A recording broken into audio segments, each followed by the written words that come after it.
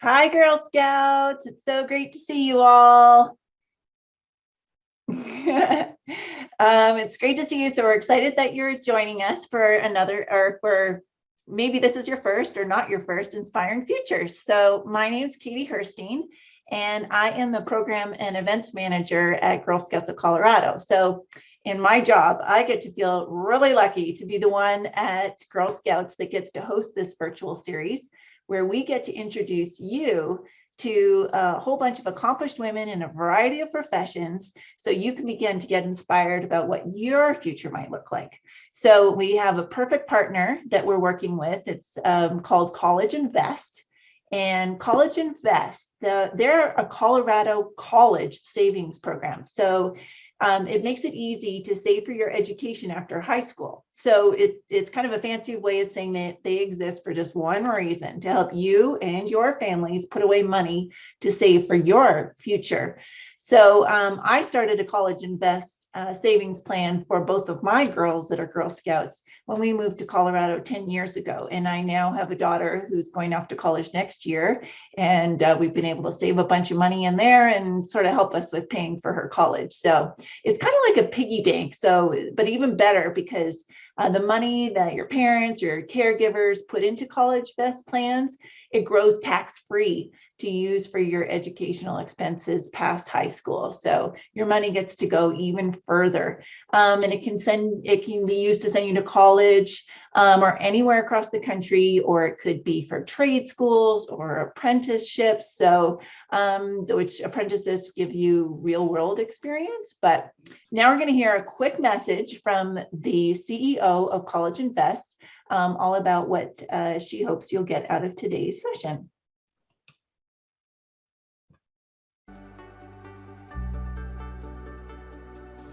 Hi, I'm Angela Beyer, CEO of College Invest, and welcome to this episode of Inspiring Futures.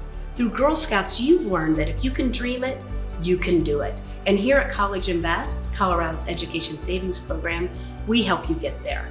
And you're never too young to begin to imagine your inspired future. So how will you impact this world? Will you run your own business, invent a new technology, or maybe even discover a life-saving cure? But wherever your inspiration takes you, a College Invest savings plan can help make your dreams a reality. Now, prepare to be inspired.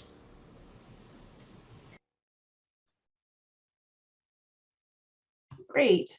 Well, and then just a couple of housekeeping items. So we are recording this session, but when eventually we're going to post this up onto our YouTube channel. But what we'll do is we'll block out your faces so they won't be out into the public area that anybody's going to see you. But we would love to see your faces now and when you're interacting today. So feel free to turn your video on and chat with us, or raise your hand for questions or anything like that. All right. And next, we're going to do our promise and our law. So feel free to unmute yourself or do on your video, and you can join in with me, okay? So ready? On my honor, I will try to serve God and my country, to help people at all times, and to live by the Girl Scout law. Awesome. Ready for the law? I will do my best to be honest and fair, friendly and helpful, considerate, caring, strong, and responsible for what I say and do, to respect myself and others, recognize authority, use resources wisely, make the world a better place, and be a sister to every Girl Scout. Awesome! That was a great job. So next up, lastly, we're going to introduce our speaker. So Gusty Mccracken, she's a paleobotanist, and Gussie studies the ecological relationship between ancient plants and insects. So her current research is on 67 to 65 million years ago fossil leaves from Colorado Springs. So it kind of captures what Colorado looked like before and after the dinosaurs went extinct, due to an asteroid impact at 60 million years old. So I'm going to stop sharing my screen, and I'm going to welcome Gussie. Hi.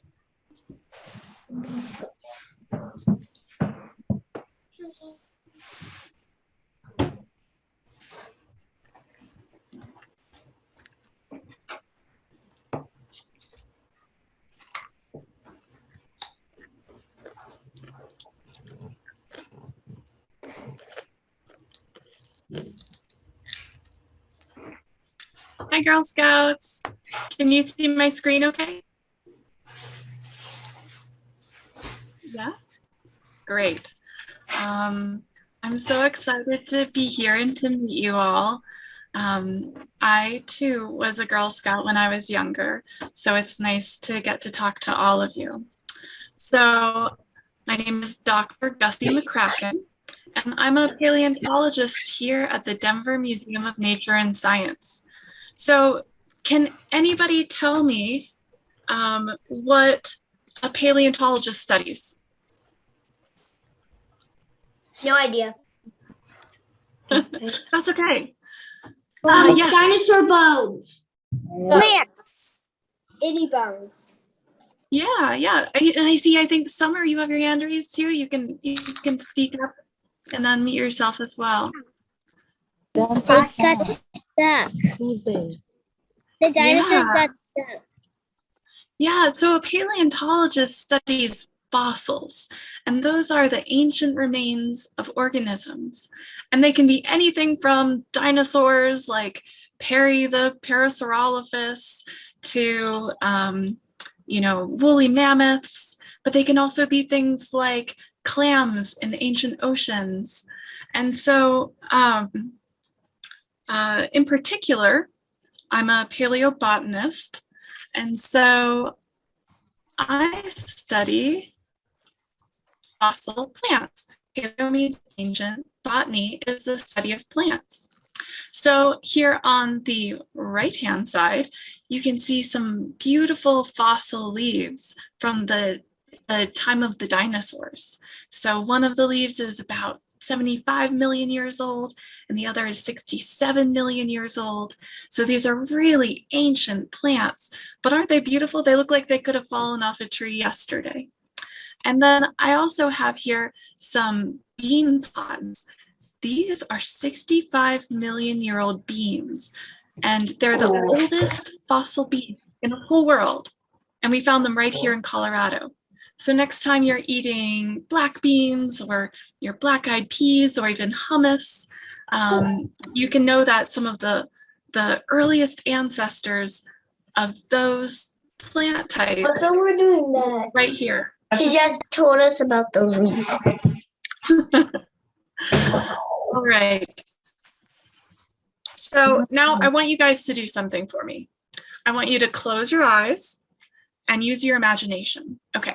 So I want you to imagine being out in nature. You're walking somewhere natural. And I want you to think about what you would be seeing as you're walking around. And I don't know if this is, you're walking around a tropical rainforest and you're seeing big giant trees and vines and it's really humid. Or maybe you're out in the desert and you're seeing cactuses. Or maybe you're on the African savanna and there's a sea of grass in front of you. Or you could be right here in Colorado in the mountains looking at amazing pine trees as far as you can see. But one of the first things that you're going to imagine for yourself are the plants, right? Okay. Everybody? You can open your eyes now. What did you all imagine? What kind of plants were you around? Thistles. Mm-hmm. Flowers. Single one. Mostly every single one. Very cool. Yeah, and so plants are amazing because they're so abundant and diverse. Anywhere basically on Earth you can walk around, you're going to see plants, and they make up an important part of the food web. So they're known as the producers. They grow and they give us the oxygen that we're breathing right now. Everyone can breathe in the oxygen that the plants produced and breathe out the carbon dioxide. And then they're also important because a lot of animals eat those plants. We eat plants. I'm sure your parents make you eat your vegetables.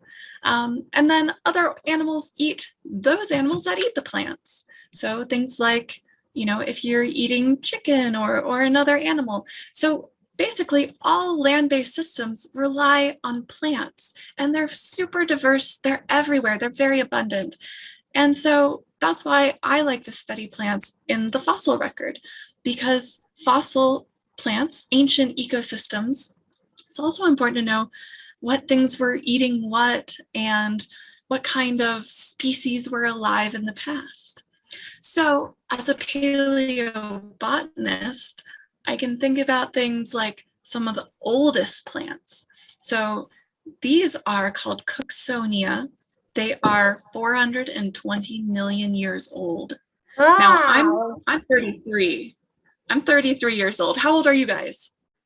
6, 7, 7, 5.5. It's almost my birthday. 11. Oh, wow. Happy birthday. And, you know, all of It's you almost. are growing up so fast. You're all, I'm not allowed to turn on my camera.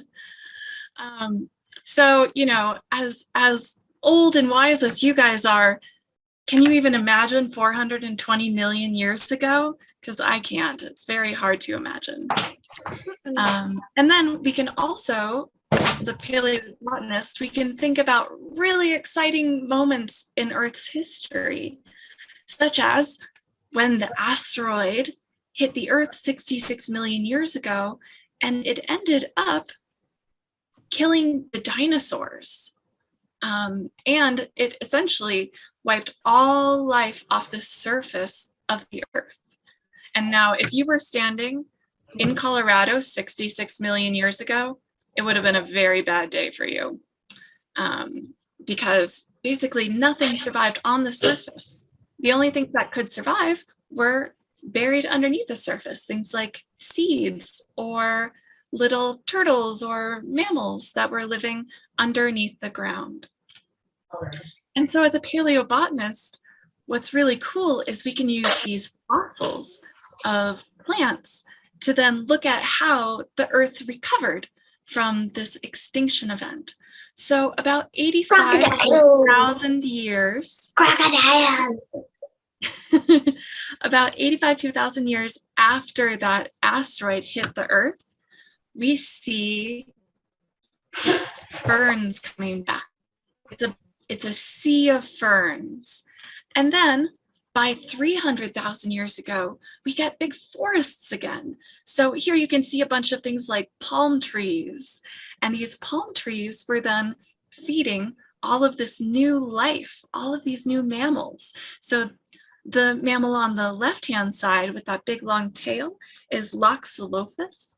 And then we also have Ectoconus here. And so these are not mammals that can be around today. These are mammals about 65 million years ago that have since gone extinct.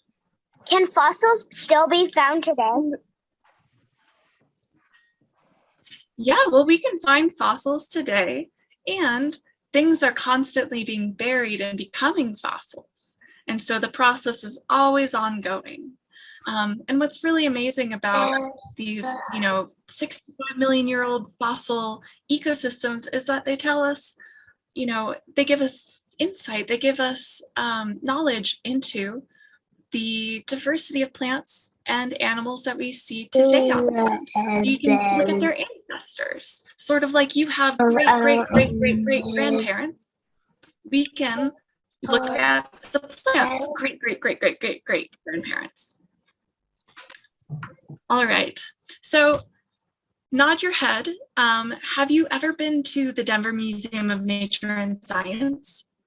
Have any of you ever been? Yeah, a few of you, or even any other natural history museum. They're in a lot of big cities. Well, if you go, oftentimes you'll see the fossil hall. And these fossil halls have great specimens, lots of cool skeletons, plants, maybe things like this bison in the lower right-hand corner, dinosaurs, all the cool stuff. But natural history museums, like the one I work at here in Denver, are sort of like icebergs.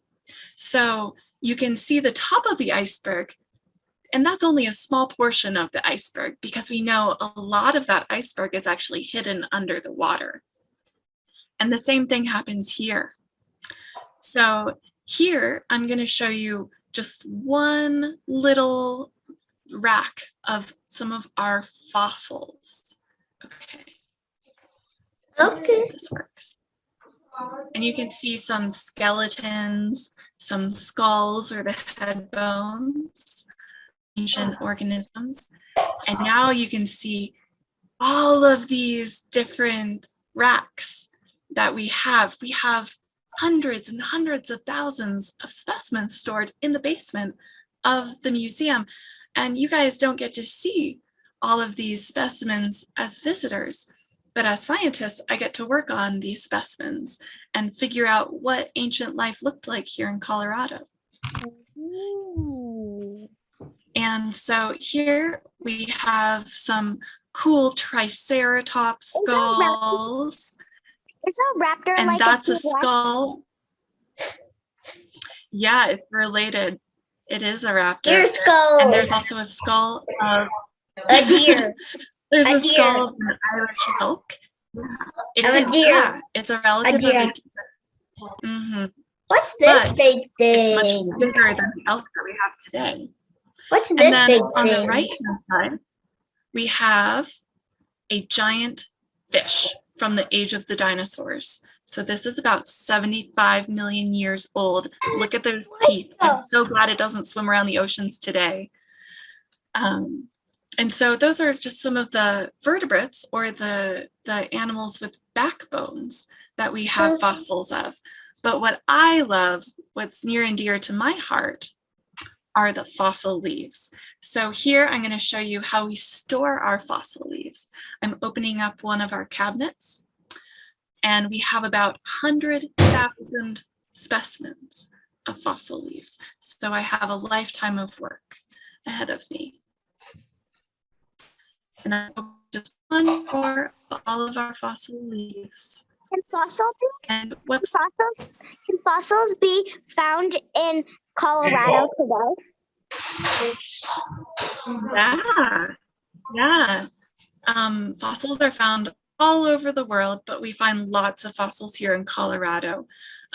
We find some of the coolest fossils here in Colorado. Did you guys ever hear of the snowmass?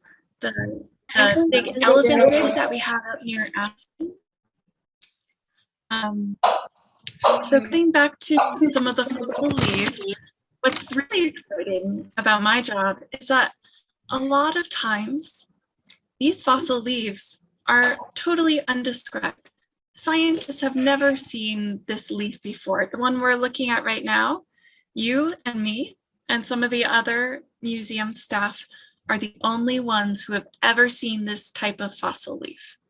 So my job is in part to describe them for science and to try to figure out what type of leaf it is. Is it something like a pine tree, or is it something like an oak, or something very different?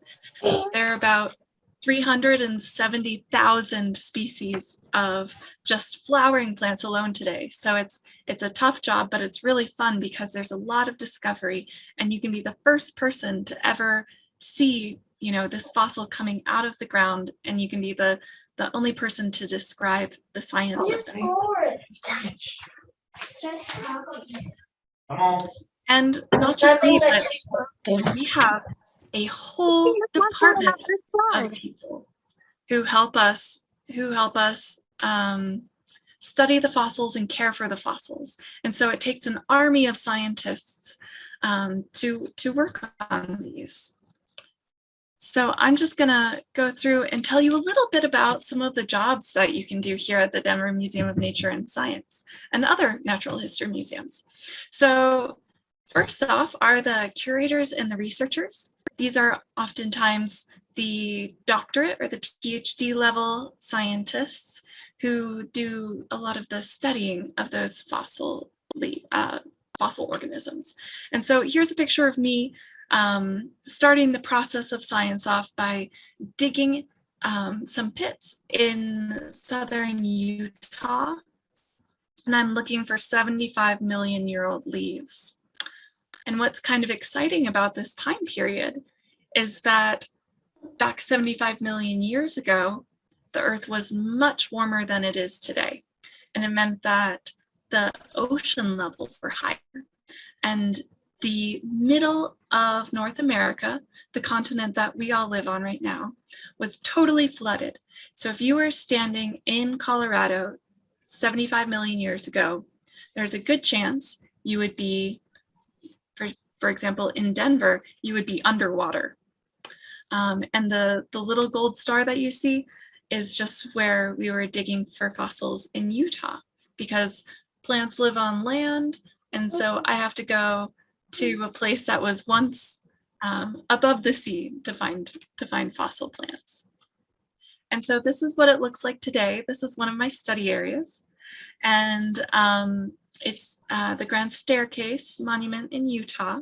Hopefully everybody can get there at some point in their lives. But can anybody tell me if they think this area gets a lot of rain, very little rain, by looking at landscape? Very little. Exactly right. It does not get very much rain at all. You can see a little bit of snow in It this looks photo, like it's always but it's dry. very dry. Yeah, It's always dry there. Can the it's super space dry. meter Yeah. still be found today? Pardon?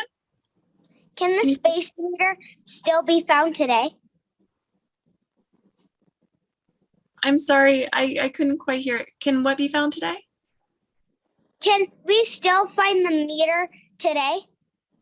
Oh, the meteor? You can find remnants of the meteor throughout the Earth. There's basically like a little, essentially metal that came from space and was vaporized. And so we actually look for the asteroid impact based on chemical traces from space. But getting back to this, so we know that my study site is very dry today, but remember I told you that climate 75 million years ago was much warmer. And so this is what we think it looked like if you could travel back in time. Whoa! And so it was very swampy. It looked probably like maybe Louisiana does today, with lots of swamps and big rivers. You'd see a lot of dinosaurs walking around, turtles, crocodiles. There were even early birds that still had teeth, which is wild. Birds don't have teeth anymore. And so one of the fun things about being a paleontologist is that you can use your imaginations and think about what it was like in the past. And so my particular, I can go dig in this area. I can try to figure out what the ecosystem would have looked like, what kind of plants were there, and then I have to write up papers and get them published in journals. And so this is our most recent one from this area, where we describe a new species of leaf that we can identify to the laurel family. So this is essentially a distant relative of things like cinnamon and avocados. And so we can trace back these really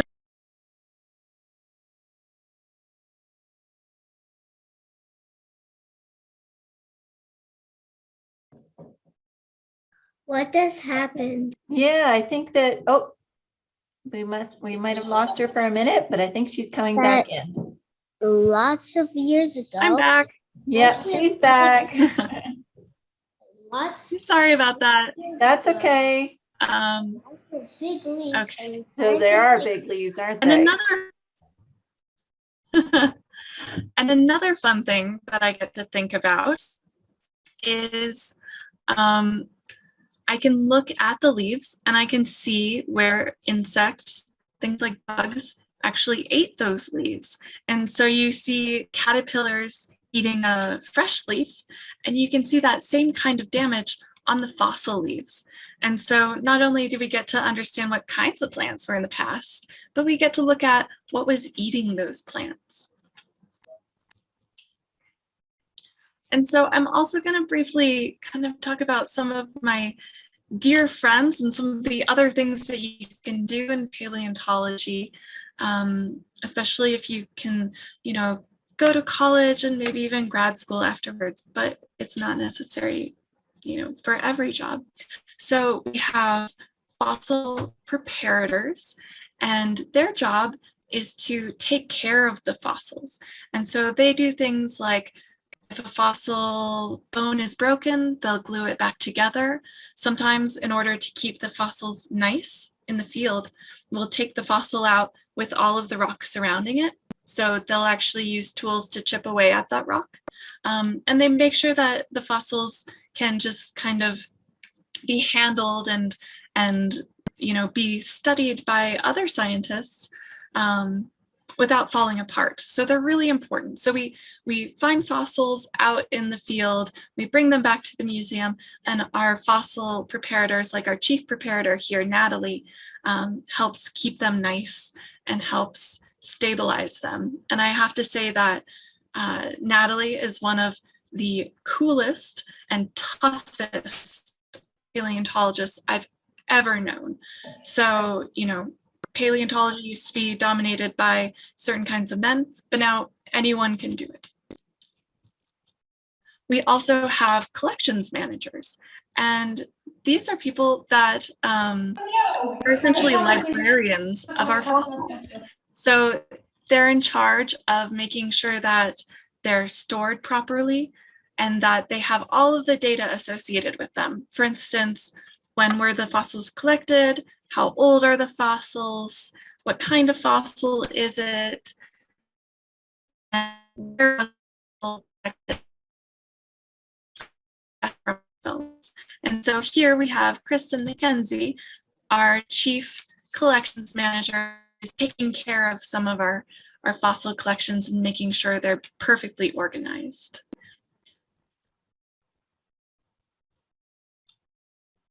We also have lots of internships and volunteers available. So here is one of our interns, Stephanie Plaza Torres, and she is getting her PhD right now in paleobotany. And she's working, helping us on our database of all the fossil data. And then when you guys are old enough, you can think about joining the museum as teen science scholars. So if you're a junior or senior in high school, you can come work and get paid by the museum. And you can work in paleontology or any other of our departments alongside scientists. So you could come work with me. And finally, maybe science isn't your thing. Maybe you're an artist. And so one of the coolest parts of paleontology is working with artists to make what we call visual hypotheses. They're essentially using all of the data that we collect and bringing them together in an artistic rendering. So all of the plants, all of the animals you see here, all of the environmental data is actually data that paleontologists gathered as we were finding fossils. And then we go to artists and they make them beautiful and as accurate as possible. So I just have a few questions for you guys. What do you think makes someone a scientist? Doing a lot of science that have like aliens. Like mommy.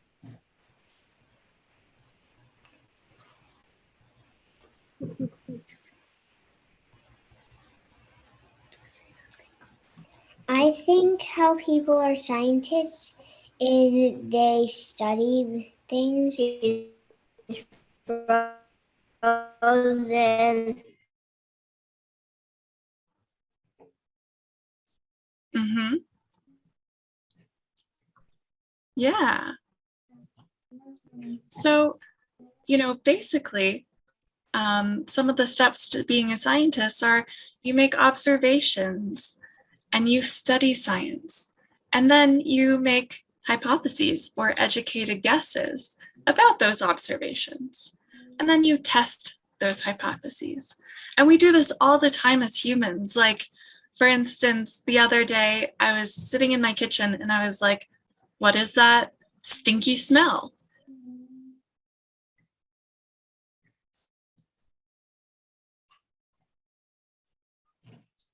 Sorry, girls, it looks like we're having a bit of technical problems, but I think Gussie will be right back in.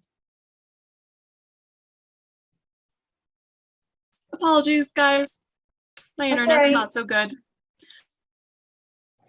But I was saying, you know, we are constantly looking around and asking questions of our environment. We are going around and testing those in little ways all the time. And so, in fact, I think all of us are scientists. Are you a scientist?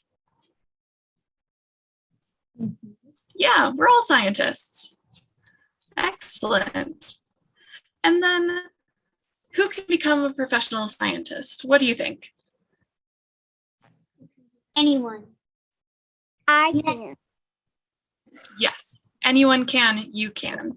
If that's what you love, anyone can be a scientist. You have to be curious. So even when you get No idea. even when you get old like me, you still have to be super curious. You have to try hard in school. You don't have to be perfect, you just have to try. And you have to figure out if there's a type of science that you love. I love paleontology, but you could love chemistry or physics or medicine. You could be an engineer or a mathematician. You can do anything you want. All right, so I'm going to make questions now. But if you're shy, and I was shy as a little girl, here's my email. And feel free to email me whenever you want, okay? So who has questions? I have a question about where you went to school. Did you go to school in Colorado?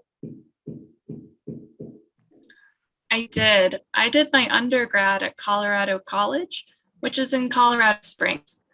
And then I got my PhD actually out east in Washington, D.C., University of Maryland, and I worked at the Smithsonian. But I'm super happy to be back here because the best fossils are in Colorado. Does anybody else have a question?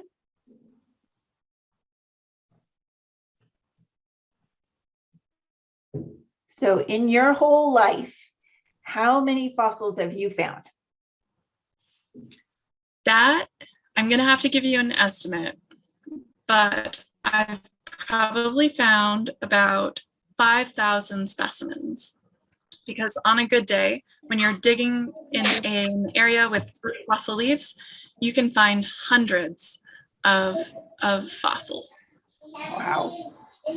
That's a lot, right, girls? Uh-huh. I have a question. All right, go for it. What is the most biggest and the most fossil that you have never known before? The biggest fossil that I had never known before. Ooh, that's a good one. Well, I know some sauropods or long-necked dinosaurs are really big. The other day I saw a leg bone, the femur of a sauropod, and it was taller than I am.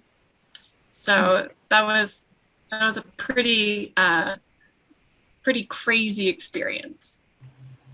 Morgan, it looks like you've got your hand raised for a question. Yes. Well, where would you dig?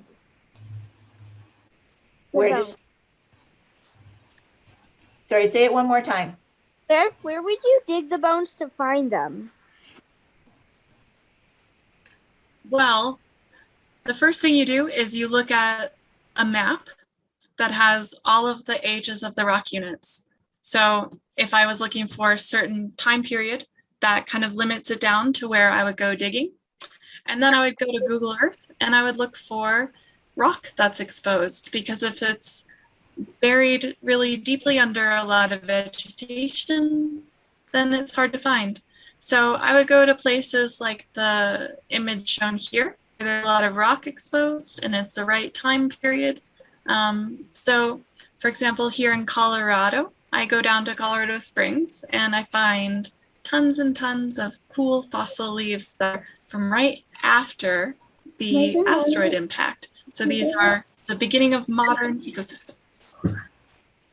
Elise, I'd say, and then we'll get to Amalia. Elise, did you have something to ask? Well, I'm going to You're going to Utah. Utah, and I wonder what's the best type of bone you can get there, and like where's a good place to search. Well, you gotta be careful with fossil bones because oftentimes they are protected by the government. The government values the science of the fossils. But a great place is in southern Utah, near the Grand Staircase, Escalante National Monument, which is just north of the Grand Canyon. And there are really cool dinosaurs out there. And there are even little rock shops along the way if you want to buy a little fragment of legally collected dinosaur bone. All right, Amalia, do you have a question? Are there dinosaur bones that are similar to human bones? Good question. All right, I'm back. Are there dinosaur bones similar to human bones? Was the question. That is a really good question. They are similar in many ways, but obviously dinosaurs are much bigger than we are, and they do have, differences. So for example, dinosaurs have a femur, a leg bone, like we have a femur, a leg bone, but the scale would be so much different. And their skulls are also very different. So yes and no. In general, the same types of bones, but you could easily tell if something was a human versus a dinosaur. They have bigger bones than us. All right. Much bigger, yeah. And I think I saw someone else had their hand raised, but I didn't catch it before. Evelyn, do you have something? Can you take yourself off mute so we can hear you? There you go. Why are dinosaurs extinct? That's a really good question. So technically, dinosaurs didn't all go extinct when the asteroid hit the Earth. Most of the dinosaurs went extinct, but birds are technically dinosaurs. So we still have dinosaurs today. In the sciencey terms, we call birds avian dinosaurs, and we call things like T-Rex and Triceratops non-avian or non-bird dinosaurs. So, one Europeologist said that T-Rexes actually had feathers. That's true. Yeah, we think that a lot of dinosaurs had feathers, at least for parts of their life. Like when you're young and small, you might need more feathers than when you're really big and a fully grown adult. So yeah, T-Rex, we think they had feathers.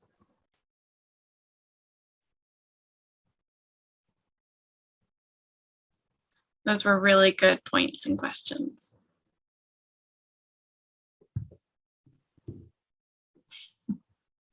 All right, so if we're done with the questions, we've got everybody's questions. Does anybody else have any more? Evelyn, let's hear. Oh, and Kalia.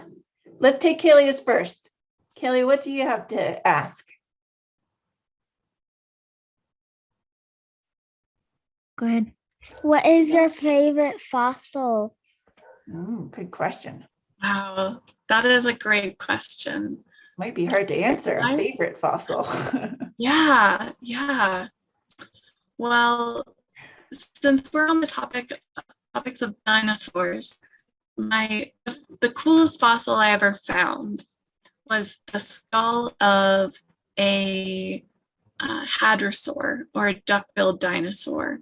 And what was really fun about that was we could see the impression of the skin. So it kind of looked like lizard skin, which I was shocked that it could even become a fossil. And it was also really cool because I got to see it the fossil in the field, we had to package it up, but it was too heavy to carry. So we had to lift it out with a helicopter. And it felt very much like big time Jurassic Park kind of stuff. And Evelyn, did you have one more question? Yes. All right, hit it. So,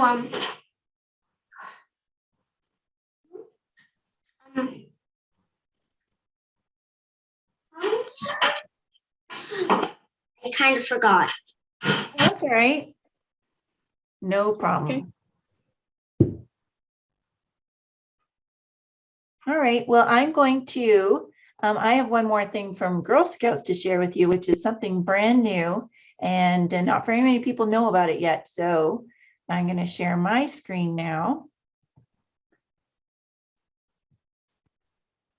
There, so we have something new that's coming up in Girl Scouts of Colorado that's called the Future Me contest. So if you are interested in this, you can make a video or write some words about what you think your future you might be. So it's up there and you can read the little description, and there's going to be 2 prizes and $529. That's a lot of money, right? That's going to be put into a College Invest account for the winners. So because 529, why is that? That's a kind of a funny number, right? But a college and savings plan is called a 529 plan. And so College Invest has kindly said that 2 winners of this contest will be selected, and they get to put $529 will get started into a College Invest account. So that's kind of neat, right? So that's what I wanted to share with you. And so there's also some information that's going to go out in an email, and your caregiver can kind of look at that and see if you want to enter the contest.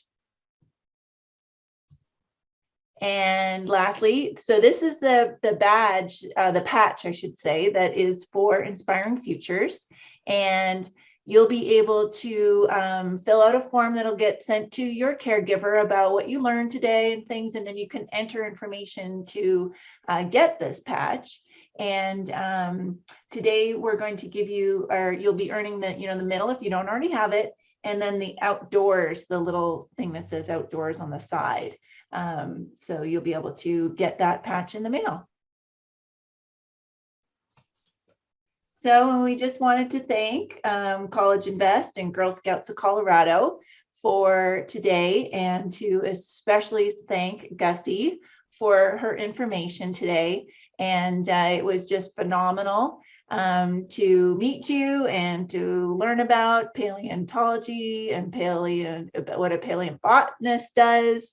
It's just fascinating to learn it all. And I see there's 2 questions in here. So no, this is available to Girl Scouts all across the country. So we might even have some Girl Scouts on today that are not in Colorado. And the recording is going to be up on YouTube, and so anybody can actually access it and read about what Gussie has introduced to us today. It was pretty neat, right? Awesome. So can we all say thank you and a goodbye to Gussie? Thank you. Thank you. Thank you so much. And my brother has a question. My brother has a question for you. Oh, okay. Let's hear the question. What other dinosaurs that can fly are there? The dinosaurs that can fly? He's asking what kind of other dinosaurs can fly. Oh. Good question. So birds can fly. Most birds can fly, and they're dinosaurs. And then there are things that are not actually technically dinosaurs, but things like pterosaurs that were flying reptiles. And so those are kind of the 2 main groups of things like dinosaurs or are dinosaurs that can fly. I also know another dinosaur that can fly. Oh, A yeah? pterodactyl. Yeah. He Exactly. watches Paw Patrol, and there's a series of Paw Patrol that has dinosaurs in it. So that's what he loves to watch, and he watches. And there's there's a pup dinosaur named Rex, and he can speak dinosaur. Very cool. I wish I could speak dinosaur. Thank you for answering his question. Of course. I Evelyn? think I see Evelyn has her hand up. Yep. I know of like a kind of big flying pterosaur that can fly. Oh yeah? I think you might have a Nothdiscoverus, but it's kind of called Quetzalcoatlus. That's the biggest one, right? The biggest flying pterosaur. Those are Yes. so cool. Can you imagine finding one? Like, Yeah. oh, wow. That would make my life. That'd be so much fun. Well, that was a Thank great you. comment. It looks like you know a lot about your paleontology. I'm very impressed. And a dino expert. Love it. I love it. Keep it up. Maybe we'll be colleagues one day.